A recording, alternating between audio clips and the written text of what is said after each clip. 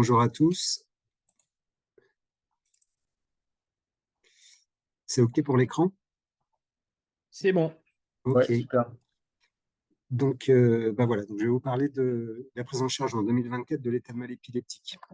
Donc, tout d'abord, un petit rappel sur la définition de l'état de mal épileptique. Elle a connu une évolution au cours du temps pour aboutir à la définition maintenant la plus moderne, qui est celle de considérer un temps T1 et un temps T2 pour définir l'état de mal épileptique. Et on va voir que pour pouvoir définir et reconnaître l'état de mal épileptique par rapport à ce temps T1 et ce temps T2, il faut également connaître la classification des états de mal épileptiques.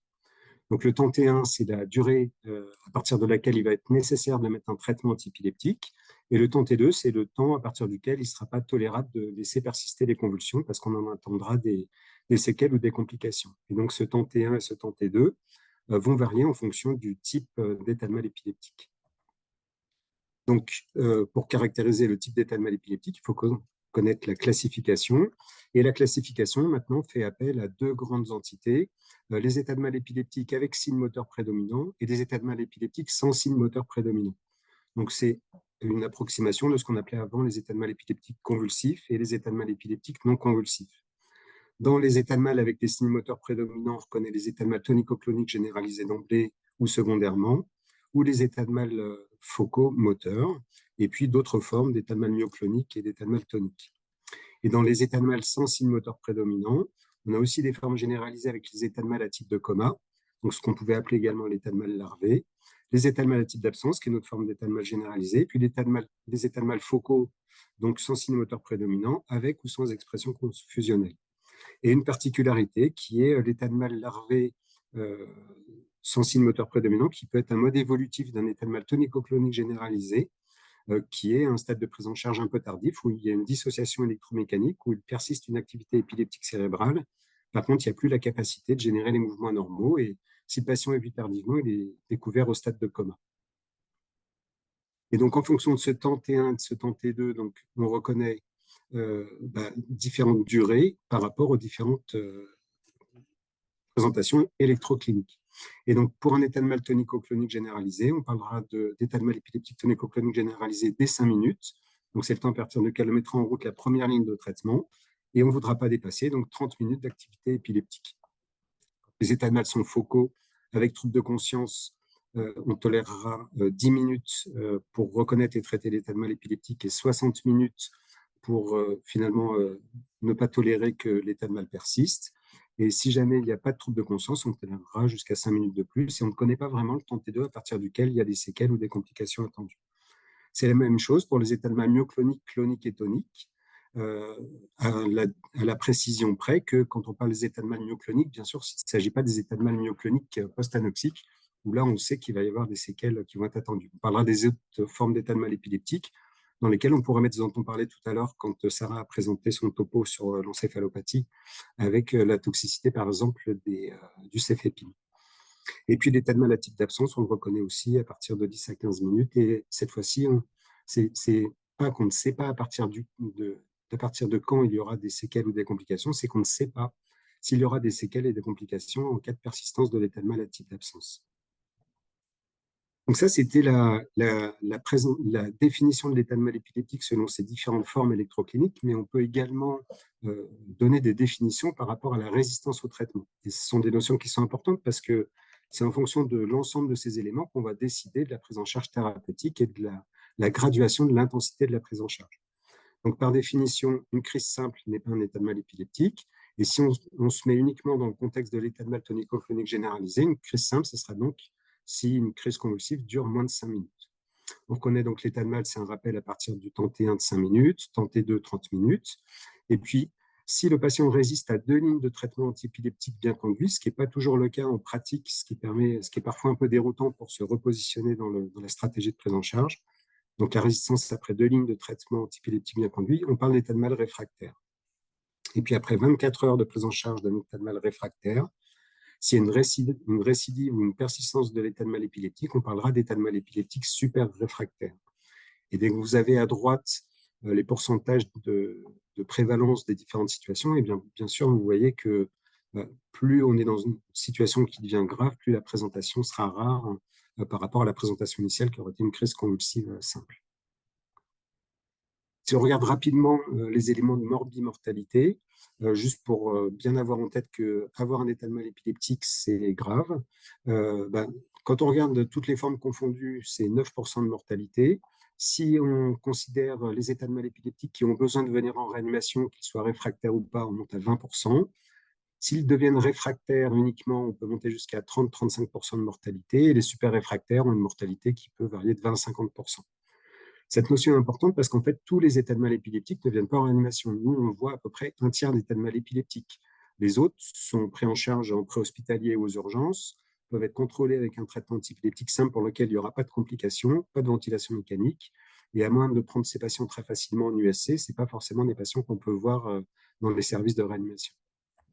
Et si on regarde maintenant la morbidité, elle n'est pas facile à définir parce qu'elle varie en fonction des définitions, des scores qui sont utilisés, le fait de comparer la situation du patient avant ou après, ou alors de ne pas être aussi strict dans son évaluation, mais assez globalement, on retrouve un peu toujours les mêmes résultats dans les différentes études, c'est-à-dire qu'on est à peu près de l'ordre de 50% de morbidité, c'est-à-dire d'altération de l'autonomie du patient à peu près 3 mois, 1 an après l'état de mal épileptique, d'autant plus s'il est réfractaire, et alors là, pour le coup, vraiment d'autant plus s'il est super réfractaire, où là, on va être face à des complications qui vont être des complications de l'état de mal épileptique lui-même, mais aussi et beaucoup des complications liées à la réanimation, dont dans un certain nombre peut en fait peut concerner toutes les pathologies de réanimation. En fait. Donc, on a une morbidité qui va s'alourdir à cause de la prise en charge en réanimation elle-même.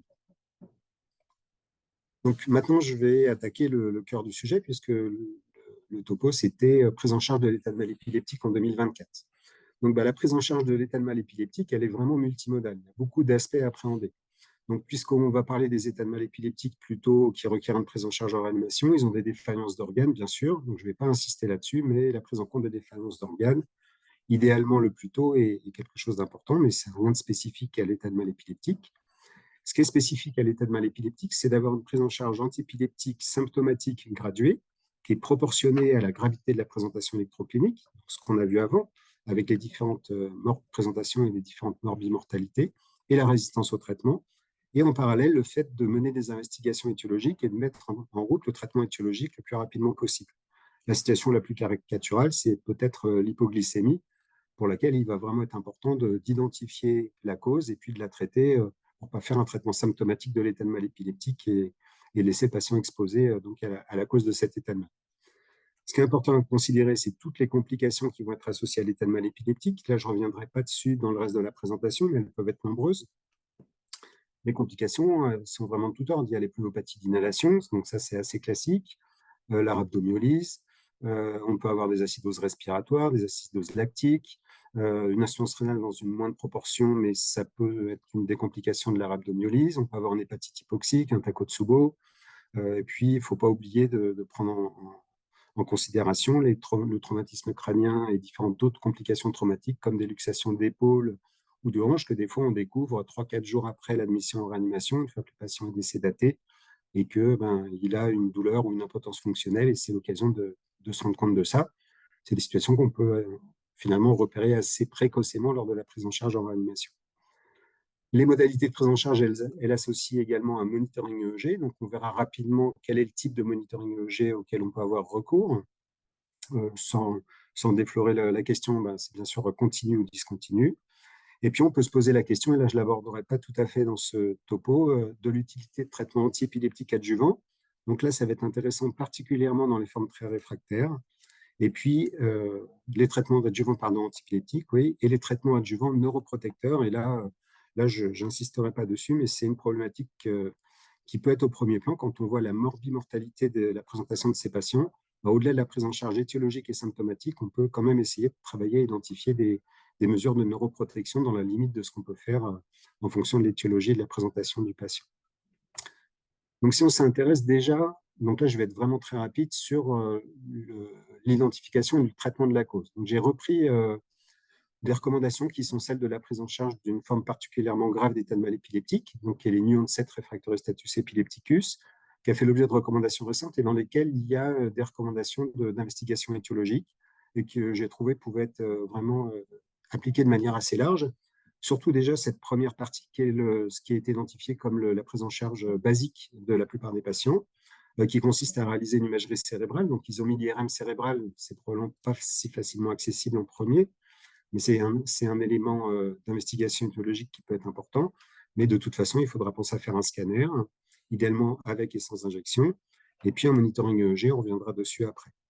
Les investigations biologiques, au moins un bilan biologique de base, un gaz du sang, un ionogramme, une exploration de la fonction hépatique, la fonction rénale, éventuellement des troubles endocriniens, c'est quelque chose d'important à faire. Et puis après, en fonction du contexte, on va pouvoir bien sûr faire des investigations un peu plus poussées, qui peuvent être infectieuses en particulier.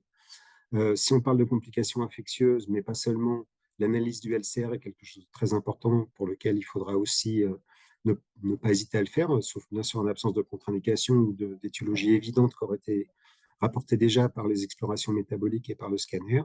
Et puis un screening toxicologique raisonné en fonction de la présentation du patient et puis de l'incertitude diagnostique à ce stade de prise en charge. Et donc cette espèce de package qui consiste à faire une imagerie cérébrale, des investigations biologiques, discuter le LCR et un screening toxicologique, c'est à peu près le minimum de ce à quoi il faut penser quand on parle d'investigation étiologique pour un état de mal épileptique. Et puis, si jamais on est face à l'absence de diagnostic, eh bien, on va pouvoir aller dans des investigations plus spécifiques. Alors, en particulier, si le patient est immunodéprimé, donc là, on va pouvoir rechercher des atteintes des différents micro-organismes qui sont potentiellement imputables et en fonction de l'immunodépression préalable du patient. Et puis, on peut aller rechercher, bien sûr, des investigations en rapport à l'exploration d'encéphalite, de syndrome paranéoplasique, de pathologies mitochondriales qui pourraient être à l'origine de l'activité épileptique, bien que le plus souvent, c'est une pathologie qui aura été connue déjà dans l'enfance chez ces patients, mais pas toujours, de troubles génétiques. Et puis, bien, il est mis en bas, on peut aller jusqu'à la biopsie cérébrale. Je pense qu'on est dans une situation quand même extrême, mais qui va concerner quand même quelques patients pour lesquels on peut être embêté.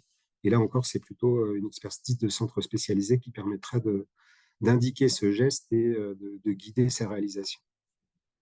J'ai fini avec la partie identification et traitement de la cause, mais je ne voulais pas faire la partie symptomatique sans avoir passé un tout petit peu de temps sur la prise en charge étiologique. Donc maintenant, je vais insister sur la prise en charge symptomatique de l'état de mal épileptique tonico-clonique généralisé. Donc, comme je l'ai dit déjà depuis tout à l'heure plusieurs fois, la prise en charge est graduée en fonction de la résistance au traitement et donc en fonction des différentes lignes de traitement qui vont être nécessaires. Donc, le traitement de première ligne, c'est la benzodiazépine. Alors, il y a une diapo que je n'ai pas mis, que j'aime bien, qui est une diapo de prise en charge de premier secours, où on voit qu'il y a une personne qui est couchée par terre et des gens qui sont autour et qui le protègent et qui chronomètrent un peu la prise en charge, un peu comme ce qui est proposé pour la prise en charge de l'arrêt cardiaque. C'est-à-dire un peu comme une chaîne de survie, où la première partie de la prise en charge, c'est protéger le patient, alerter, chronométrer depuis combien de temps il convulse et en tout cas rechercher cette information et donc savoir s'il s'agit d'un état de mal épileptique ou si on est encore au stade de convulsion au mode de crise simple. Et à ce moment-là, ce qui est nécessaire, c'est de protéger le patient et pas encore mettre de traitement. Et puis dès qu'on bascule à 5 minutes, puisqu'on parle de l'état de mal tonico-clonique généralisé, ou dès la deuxième crise sans reprise de conscience de l'état antérieur, là, la première ligne de traitement est la benzodiazépine. La deuxième ligne de traitement en cas d'échec des benzodiazépines, c'est l'antiépileptique d'action prolongée. La troisième ligne, c'est quelque chose qui est parfois un peu discuté maintenant, puisqu'on est au stade de l'état de mal réfractaire. Et donc, le traitement d'anesthésie générale est plutôt ce qui est recommandé, mais peut parfois être discuté et revu en fonction du contexte. Et puis, le traitement de quatrième ligne, on va parler d'état de mal super réfractaire. Et là, c'est une approche symptomatique multimodale. Et donc, on va maintenant détailler à peu près ces différentes situation et puis le degré d'évidence qu'il y a dans la littérature pour positionner les différentes lignes de traitement. Donc, si on regarde les benzodiazépines, donc la première ligne, on a plusieurs molécules à disposition. Elles ne sont pas toutes sur cette diapo, mais c'est le lorazépam, qui est le Temesta, qui n'est pas disponible en France dans sa forme IV, sauf en ATU, le diazépam, qui est le Valium, le clonazépam, qui est le Rivotril, et puis le midazolam, qui est l'Hypnovel. Donc, cette première étude qui avait comparé sur une situation préhospitalière de patients pris en charge pour un état de mal tonico-clonique généralisé, les patients recevaient par des paramédics du lorazépam, du diazépam ou du placebo. Bon, je vous rassure tout de suite, il y a une discussion un peu éthique avec un éditorial associé à la publication sur le fait d'avoir mis du placebo à ces patients. En tout cas, en intention de traiter, l'état de mal épileptique était contrôlé dans 59% des cas avec le lorazépam, 43% le diazépam, 21% le placebo. Alors, peut-être qu'il y avait des pseudo-états de mal épileptiques, ou peut-être qu'ils arrivaient au stade larvé où ils ne convulsaient plus, puisque le critère de jugement, c'était le contrôle de l'activité motrice. En tout cas, en intention de traiter, ça n'était pas significativement différent entre ces deux traitements, et bien sûr, chacun des deux était supérieur au fait d'administrer du placebo. Il n'y avait pas de différence sur la mortalité entre les deux premières lignes de traitement, et puis il y avait bien sûr plus de mortalité dans le groupe placebo. Si on compare deux autres molécules, on peut citer cette étude aussi, qui était un essai randomisé, qui était d'abord planifié pour être un essai de non-infériorité, qui a pu être converti en essai de supériorité. Les patients recevaient d'abord un traitement IM, puis un traitement IV, et puis c'était croisé entre avoir le principe actif ou le placebo. Donc, si les patients recevaient du lorazépam IV, ils avaient d'abord le placebo IM, et s'ils recevaient le midazolam IM, ils avaient ensuite le placebo IV. Donc peut-être que la séquence de traitement a un peu favorisé l'administration primaire du principe actif quand c'était le groupe midazolam. En tout cas, en intention de traiter, là encore, cette fois-ci, c'est significativement à la faveur du midazolam, sans différence significative sur le taux d'admission en réanimation ni le taux de récurrence de l'état de mal épileptique dans les 12 heures. Et puis, on aurait aimé avoir une étude randomisée qui s'intéresse au clonazépam. Il y en a eu une, mais depuis 2013, elle n'est pas publiée, et donc, alors qu'elle est considérée terminée. Donc, je crains qu'on ne la voit jamais. Donc, il n'y a pas vraiment d'essai randomisé de grande ampleur qui a positionné la place du clonazépam, donc du Rivotril, dans la prise en charge de ces patients. Et puis, on est déjà au degré d'évidence. Donc, maintenant, on est au stade des méta-analyses qui vont pouler les différentes études, et en particulier les deux principales que je vous ai montrées. Et donc, les traitements disponibles sont le midazolam, plutôt IM, mais on verra après que dans une autre étude, il a été utilisé en IV, donc c'est intéressant aussi. C'était quand même 10 mg en IM. On aurait pu être un peu craintif de passer de 10 mg d'Hypnovel IV versus ce qu'on fait classiquement, qui est 1 mg de Rivotril ou 10 mg de Valium. Bon, en tout cas, c'est trois options possibles, et puis donc le lorazépam qu'on n'a pas en France. Et si on devait choisir, je suis bien embêté de choisir, mais si on voit un peu les données de la littérature, peut-être que le midazolam est peut-être le plus efficace. Le clonazépam, vous avez vu qu'il n'a pas été bien comparé, et le diazépam, c'est une autre option thérapeutique. Donc, on passe déjà aux deuxième ligne de traitement antiépileptique. Donc là, on va s'intéresser aux antiépileptiques de longue durée d'action, mais qui ont besoin d'être administrés en IV et qui ont un temps de pénétration cérébrale rapide. Donc, historiquement, c'était le phénobarbital et la phénitoïne, ou la phénitoïne. Et puis, plus récemment, on utilise le levetiracetam, donc le Keppra, et puis le valproate de sodium, la dépakine. Et puis, pour ceux qui l'utilisent, le lacosamide, le Vimpat, qui n'est pas vraiment positionné comme un traitement de l'état de mal épileptique. Donc, cette première étude comparait là encore en préhospitalier des patients pour un état de mal épileptique généralisé. C'est une ancienne classification où on parlait d'overt status epilepticus quand ils étaient à la face avec des signes moteurs prédominants, et subtle status epilepticus quand ils évoluaient vers la phase d'état de mal larvé. Et donc, vous voyez des patients qui recevaient ou du lorazépam, ou du phénobarbital, ou du diazépam plus de la phénitoïne, ou de la phénitoïne seule. Donc, en première ligne de traitement, bien que je vous parle de la seconde ligne, c'est là où apparaissent les molécules qu'on utilise plutôt dans cette situation. Donc, en valeur absolue, vous voyez qu'il y a des différences au stade overt entre les différents traitements, au stade larvé aussi. Puis, ce qu'on voit surtout, c'est une grande différence d'efficacité du traitement quand le patient est pris en charge précocement, quand il a des mouvements anormaux, plutôt qu'au stade larvé quand il n'en a plus. Donc ça, c'est le fameux phénomène de pharmacorésistance associé à la prise en charge des états de mal épileptiques, où les récepteurs qui vont être accessibles au traitement sont plutôt internalisés, et du coup, les traitements sont moins efficaces. Et donc, en valeur absolue, il y a une différence, mais en intention de traiter, il n'y en avait pas entre ces différentes situations. Mais bien sûr, entre donc, le bleu et le rose, il y a une différence significative. Voilà. Donc, ça, c'était une première étude. Depuis cette étude, il n'y avait pas vraiment de données vraiment importantes dans la littérature pour comparer ces différents traitements. Et je vous présente celle-là qui est intéressante parce qu'elle repositionne le Gardénal qui, petit à petit, a été abandonné de la prise en charge de ces patients. Et donc, c'est une étude médico-économique coût-efficacité, où vous voyez l'efficacité, là, en abscisse, c'est le coût en ordonnée. Vous voyez qu'il y a des traitements qui n'ont pas réussi à être positionnés comme le lacosamide et la phénitoïne phosphénitoïne, et puis les autres traitements sont bien sur la courbe.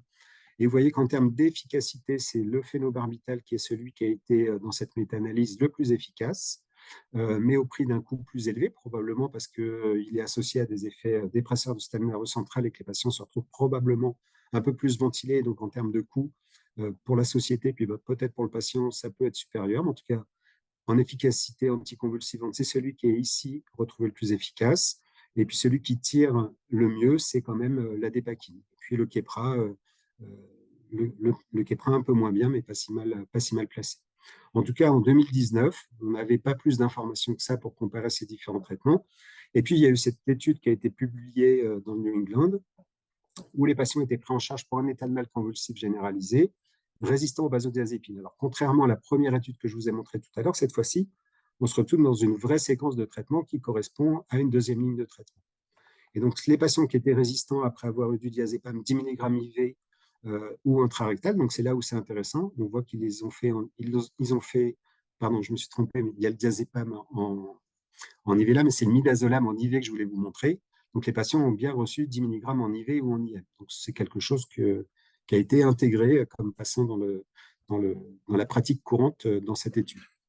Et donc, les patients qui résistaient à cette première ligne de traitement, je me suis un peu emmêlé, mais diazépam, lorazépam ou midazolam étaient randomisés pour avoir ensuite du Keppra, de la phosphénitoïne, donc du prodilantin ou de la dépakine, du valproate de sodium.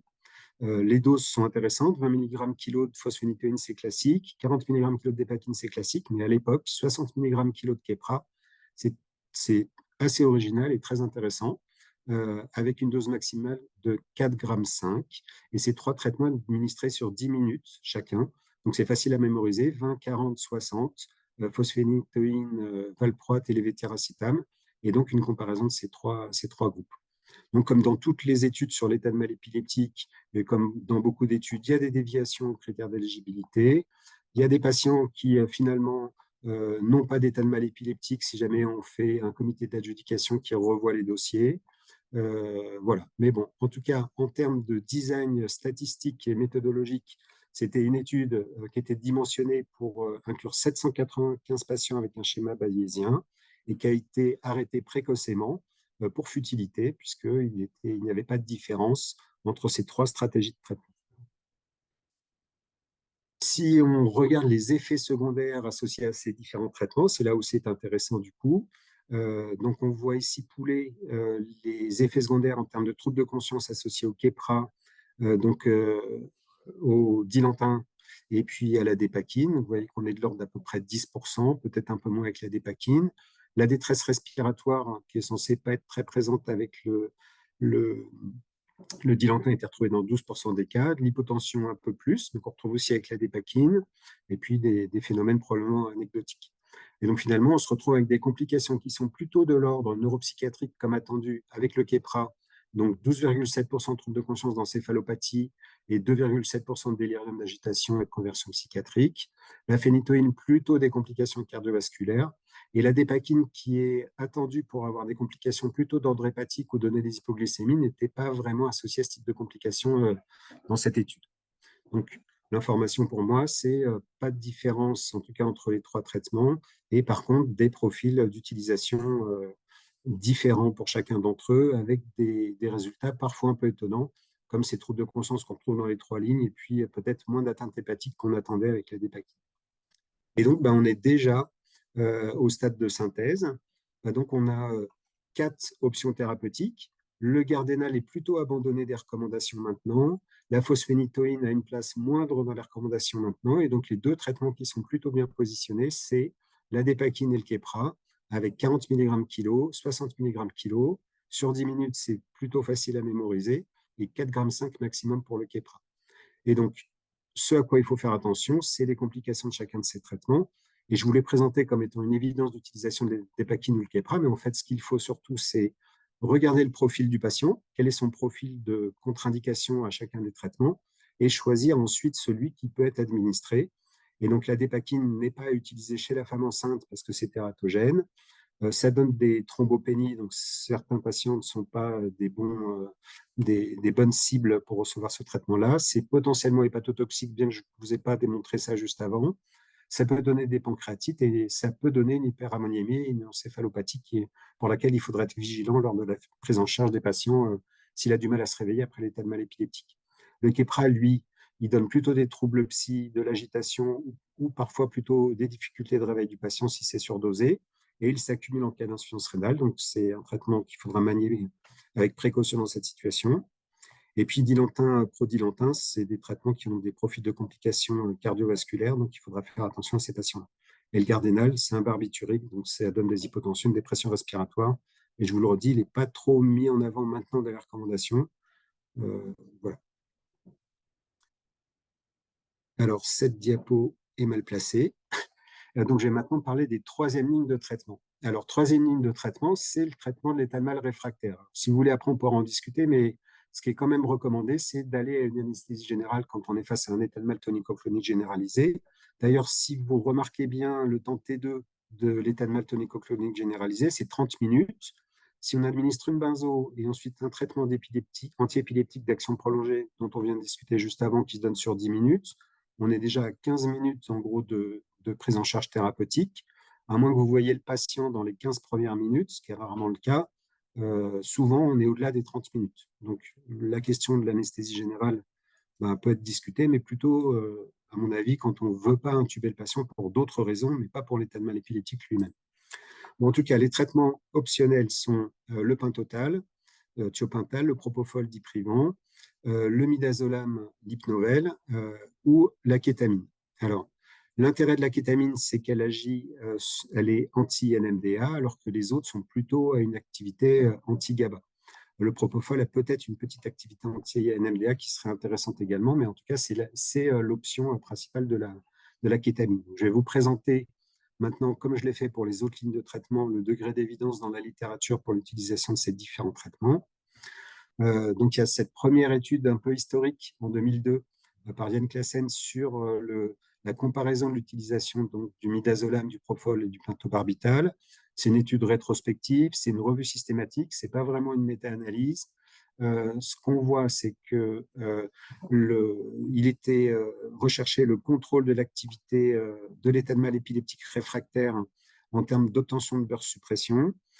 C'était obtenu de manière significativement plus importante quand les patients recevaient du pentobarbital auprès d'une utilisation de vasopresseurs significativement plus importante et sans différence significative sur la mortalité. Depuis, il y a eu des séries de patients qui ont comparé, enfin, qui n'ont pas comparé, qui ont rapporté l'efficacité des différentes lignes de traitement, donc je ne vous rapporte pas là. Il y a eu une tentative d'essai randomisé, qui est cette étude qui voulait comparer le propofol avec le pentobarbital, mais qui a été arrêtée précocement, non pas par futilité, mais pour défaut de recrutement. Donc, il n'y avait pas suffisamment de patients qui ont été inclus, 14 patients dans le groupe propofol, 9 dans le groupe pentobarbital, et puis finalement, on n'a pas plus d'évidence de l'intérêt d'utilisation de ces différents traitements. Puis là, vient de sortir dans JAMA Neurology une méta-analyse, une revue systématique sur ces différentes séquences de traitement qui regroupe 66 études avec 1637 patients. Il y a toutes les typologies d'études, mais il y a principalement des études d'épidémiologie, pas des essais cliniques, puisque je vous les ai montrés avant, il n'y en a quasiment pas. Donc là, vous avez les 4 séquences de traitement qu'on utilise maintenant. Vous voyez que la kétamine, c'est une thérapeutique ancienne, mais qui est plutôt émergente en termes de prise en charge de l'état de mal épileptique. Il y a très peu de patients qui ont été inclus dans des études rétrospectives ou prospectives. Et il y a des essais randomisés, par contre, qui sont en cours et pour lesquels on devra avoir d'ici quelques années des réponses pour son positionnement. Bon, en tout cas, vous voyez que l'âge des patients dans les différentes études est assez comparable. En tout cas, il n'y a pas de différence significative entre ces différents traitements. Le sexe non plus. L'antécédent de maladie épileptique chez ces patients non plus. La seule différence qui est retrouvée significative, c'est peut-être plus d'utilisation du propofol chez des patients qui ont un état de mal épileptique lié à l'épilepsie, donc plutôt chez l'épileptique connu, par opposition à toutes les autres situations, les causes toxiques, vasculaires, aiguës, métaboliques, le cancer, voilà, toutes ces autres causes. Si on regarde le délai d'introduction de ce traitement, il est variable donc, selon les différentes études, mais Ils n'ont pas fait de test statistique cette fois-ci. C'est en jours, donc c'est moins d'un jour pour les différents traitements, ce qui est assez logique pour la prise en charge des thalmales réfractaires. Ce qui est intéressant, c'est de voir quelles modalités de monitoring ont été utilisées chez ces patients. Donc là, il n'y a pas de test qui est fait, hein, mais vous voyez, chez 47% des patients, c'est un EG continu. Dans 8%, c'est un EG discontinu. Et puis, dans 45% des cas, ils ne pouvaient pas répondre quel type de monitoring a été utilisé.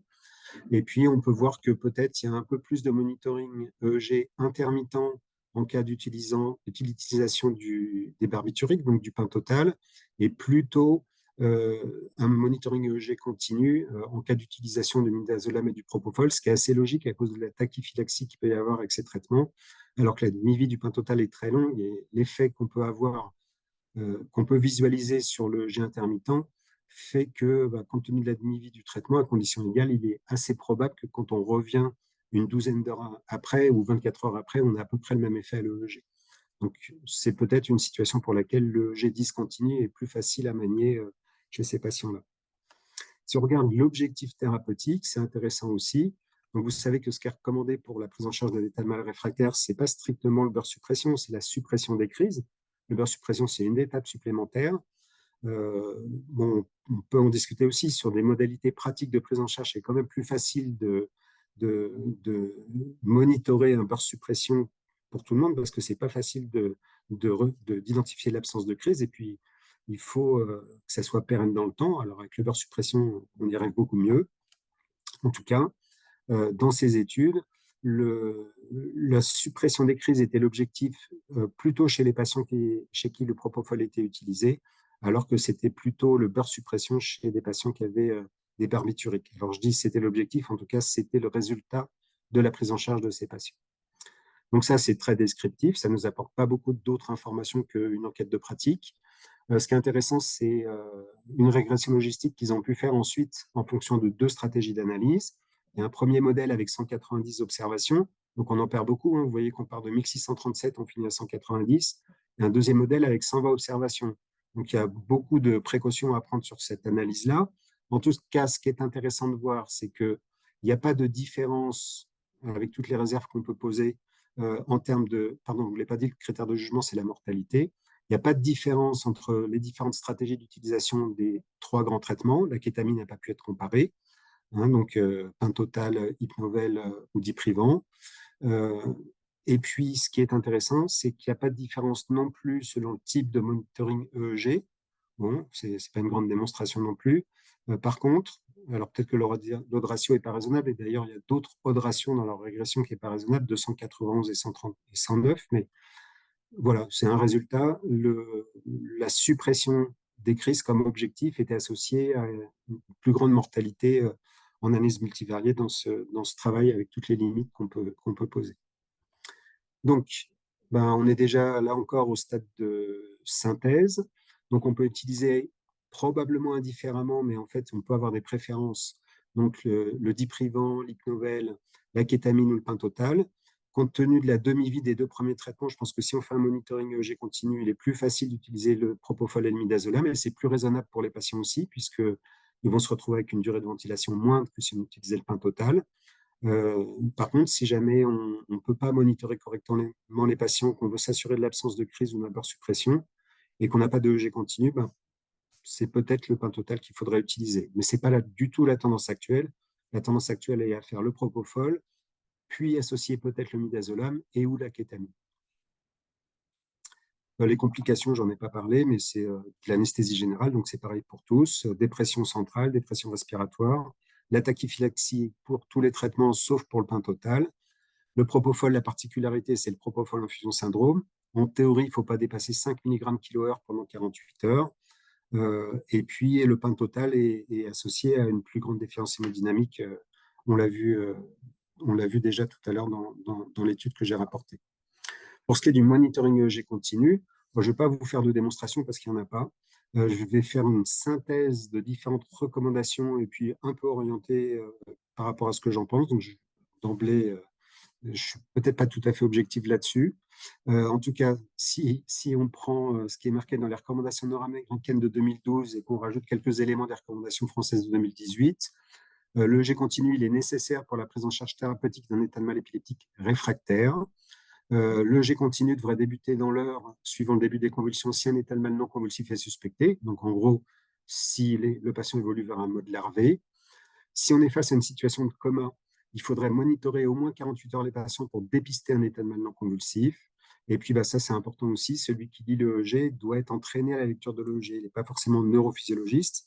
Il peut faire appel à un neurophysiologiste, mais il faut au moins savoir lire un EEG avant d'en tirer des conclusions, en particulier thérapeutiques pour la prise en charge des patients.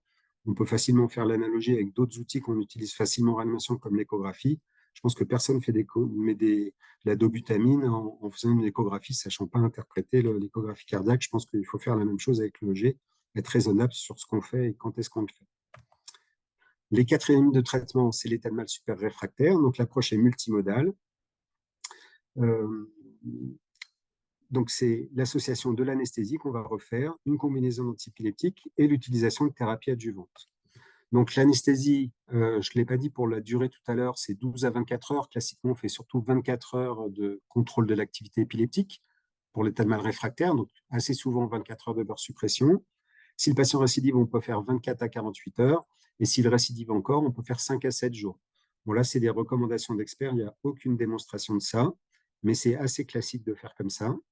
On associe plusieurs antiépileptiques à dose maximale en essayant de ne pas privilégier les antiépileptiques à effet GABAergique prédominant, puisque c'est plutôt les récepteurs qui sont internalisés dans la phase précoce de l'état de mal épileptique. Ce n'est pas la peine de changer tout le temps les antiépileptiques parce que le patient récidive. Ce qui est important, c'est de faire une anesthésie générale plus prolongée, de façon à ce que les récepteurs se rééquilibrent et qu'il y ait rééquilibrer l'excytotoxicité avec l'activité des GABA et du glutamate et faire en sorte que les antiépileptiques qui prennent le relais puissent à ce moment-là être efficaces. Et puis les traitements adjuvants, il y en a plein qui ont été proposés, il y en a quelques-uns qui sont utilisables et il y en a certains qui sont plus facilement utilisables. Donc, dans ce qui est plutôt pas utilisé, qui a été proposé, le magnésium, sauf dans l'éclampsie, la stimulation cérébrale, donc transmagnétique, la stimulation du nerf vague ou l'électroconvulsivothérapie, c'est des thérapies d'exception qui n'ont pas forcément démontré leur effet dans l'état de mal épileptique. Le drainage du LCR, la lidocaïne, c'est un traitement ancien que j'ai vu quand j'étais interne, mais que ça fait très longtemps que je n'ai pas vu. Le verapamil, la corticothérapie, mais là, on va être dans des situations spéciales d'immunosuppression quand on va être face à des présentations type NORS où on n'a pas d'étiologie, l'état de mal est réfractaire et on suspecte une pathologie auto-immune sous-jacente. La neurochirurgie, c'est vraiment plus qu'anecdotique. Et les traitements dont on peut discuter, c'est la diète cétogène, la kétamine, on l'a vu, l'hypothermie thérapeutique qui est une option, et puis les gaz halogéniques. Alors, on va passer un tout petit peu de temps, mais pas beaucoup sur tout ça. La diète cétogène, le principe, c'est on donne des corps gras qui va faire qu'il va y avoir une production d'acétoacétate qui va être le substrat énergétique pour le cerveau. Et dans le cycle de Krebs, ensuite, il y a une production d'oxaloacétate qui va produire du glutamate et du GABA, mais du GABA en proportion supérieure au glutamate. Et du coup, l'effet anticonvulsivant va être via la production de GABA. Comment on fait en pratique? On va donner des lipides avec un rapport au début de 1 pour 1, puis en montant progressivement à 4 pour 1 versus les protéines et les glucides, de façon à ce qu'on ait un dosage de bêta-hydroxybutyrate dans le sang qui soit supérieur à 2 millimoles ou d'acétoacétate urinaire supérieur à 40 mg par décilitre. C'est parfois difficile à obtenir au prix de complications qui sont une hypertriglycéridémie, une hyperuricémie, parfois des allongements du QT, des reflux, des pneumopathies d'inhalation, ce n'est pas tout à fait le problème de l'état de mal super réfractaire de réanimation. En tout cas, tout ça n'est pas très bien démontré. Il y a plutôt des cas rapportés. Dans une revue systématique qui a été publiée en 2019, il n'y avait que 38 patients dans la littérature qui ont été rapportés avec cette utilisation de traitement dans l'état de mal, réfractaire. 31 chez qui c'était efficace pour l'effet anticonvulsivant et donc 80%, 82% d'efficacité. Il y a des contre-indications, en particulier l'utilisation concomitante du propofol, qui est quelque chose qu'il ne faudra pas faire, les dysfonctions hépatiques, les pancréatites, l'hyperlipidémie. Donc, ce n'est pas si facile à utiliser chez ces patients-là et la démonstration n'est pas énorme. Le contrôle ciblé de la température, pour dire les choses rapidement et vulgairement, plus il y a de fièvre, plus ça favorisera les convulsions, plus le patient sera hypotherme, moins ça favorisera les convulsions et plus ça potentialisera l'effet des traitements. Comment ça marche en termes d'effets anticonvulsivants? ça va supprimer l'activité épileptique. Et puis, il y a potentiellement un effet neuroprotecteur, mais qui n'est pas démontré, qui passerait par le blocage des différents médiateurs qui sont produits en cas d'excitotoxicité. Il y avait cette étude qui a essayé de montrer l'effet neuroprotecteur de l'état de mal de l'hypothermie à 32-34 chez l'état de mal. Il y a une erreur là-haut quand il y a marqué 24. Ça n'était pas significatif, donc ça n'est pas neuroprotecteur jusqu'à preuve du contraire. Par contre, ce qui est intéressant, c'est de voir les critères de jugement secondaire. C'est très bien montré chez l'animal et chez l'homme. On voit là qu'il y a une tendance des différents paramètres qui sont ceux de l'activité épileptique à être moindres quand il y a un contrôle de la température. Par exemple, il y a moins d'état de mal réfractaire, moins d'état de mal super réfractaire, il y a moins d'état de mal électrographique à l'électroencéphalogramme, il y a une durée de convulsion qui est moindre, tout ça au prix d'une durée de ventilation mécanique et d'hospitalisation en réanimation un tout petit peu supérieure. Mais bon, ça reste un critère de jugement secondaire, c'est juste une orientation, donc c'est une potentielle option thérapeutique. En tout cas, il n'y a pas moins de démonstration de l'utilisation de l'hypothermie qu'il y a de la diète cétogène, par exemple. Et si on regarde maintenant les gaz halogénés, qui est une autre option de traitement adjuvant, eh bien, si vous avez un système d'Anaconda et que vous pouvez administrer ces traitements en réanimation, eh bien, l'isoflurane et le desflurane ont des propriétés anticonvulsivantes, qui n'est pas le cas du zévoflurane, qui au contraire, lui, est proconvulsivant. Mais donc, ces deux traitements peuvent être administrés. Dans les rares études qui l'ont rapporté, c'est efficace dans 100% des cas. Dans 100% des cas, il y a de l'hypotension et des complications. Il y a des taux de récurrence après. C'est pas facile à utiliser en termes de logistique. Et donc, bon, c'est un traitement adjuvant quand vraiment on s'en sort pas, mais c'est pas forcément le traitement adjuvant le plus facile à utiliser. Voilà, donc j'arrive à la fin. Donc, en synthèse, l'état de mal épileptique, donc il faut maintenant le reconnaître par rapport au temps T1 et au temps T2, et donc par rapport à la présentation électroclinique. L'administration des traitements, elle est graduée en fonction du profil du patient et de sa résistance au traitement. Le traitement étiologique, je ne l'ai pas cité, mais bien sûr, c'est impératif. L'approche thérapeutique des états de mal réfractaires à super réfractaires, elle est plutôt agressive, souvent multimodale, et la kétamine, elle va se repositionner probablement assez rapidement dans la prise en charge de ces patients. Et les monitoring EEG continu, alors on va dire plutôt le monitoring EEG est important, je dirais idéalement continu, pour la prise en charge de ces patients en état de mal réfractaire ou super réfractaire. Voilà, je vous remercie. Merci beaucoup, Stéphane, pour cette présentation super bien illustrée et qui fait bien un bon résumé de l'état de l'art sur l'état de mal. N'hésitez pas à poser vos questions dans le chat, même si on a un tout petit peu de retard et que Michael Mazigui est déjà connecté, mais on a peut-être le temps juste pour une ou deux questions. Stéphane, en termes de modalité, quand on dit burst suppression, toi, tu recommandes quoi? Dans le temps, il y avait des histoires de faut au moins 6 secondes de suppression, faut au moins 6, faut des trucs plus longs, plus courts. Euh, Et ben, je dirais que maintenant, il y a une bonne façon de répondre à la question, c'est de prendre les critères de l'ACNS pour le définir de le burst suppression, qui consiste à avoir 50% de temps de suppression par rapport au temps de burst. Et donc, je ok. pense que dès qu'on en arrive là, on est au burst suppression. Avant, on n'est pas au burst suppression. Mais c'était juste pour me sortir et de répondre à ta question, parce qu'en fait, comme on ne sait pas en pratique ce qu'il faut faire, en tout cas, si strictement on veut être rigoureux par rapport à la terminologie, burst suppression, c'est 50% de temps de suppression. Ok. Et avant, on disait Super. 5 à 7 secondes. Ce qui- En fait, pour répondre mieux que ça, le principe, c'est que il y a différents niveaux d'activité cérébrale. Pour dire la chose rapidement, il y a l'activité continue. Elle peut devenir progressivement discontinue et de plus en plus discontinue jusqu'à être au maximum complètement nulle.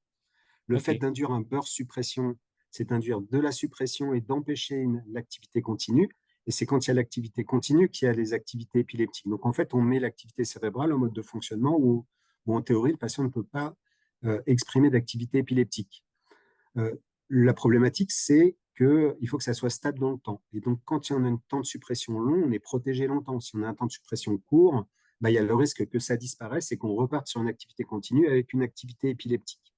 Donc, voilà pourquoi on dit beurre suppression avec 5 à 7 secondes, parce que c'est une marge de sécurité pendant laquelle on sait que normalement, avant de la perdre et retrouver une activité continue et repartir sur une activité épileptique, c'est peu probable.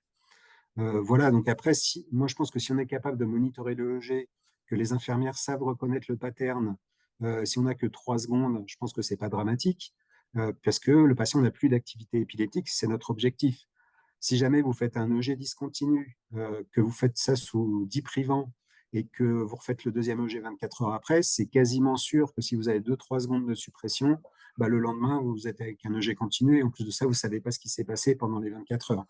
Donc, je dirais que c'est à moduler en fonction de tout ça, mais il faut connaître l'intention du beurre suppression pour savoir quoi faire en termes de suppression, en fait. Donc, il faut s'adapter à ce contexte-là. Ok, donc si on a un monito EEG plutôt court et si on a des EEG discontinus, il faut peut-être avoir la main un peu plus On lourde peut en être un peu termes plus de beurre. souple, ouais, voilà, ou au contraire Ok, être plus lourd. ok.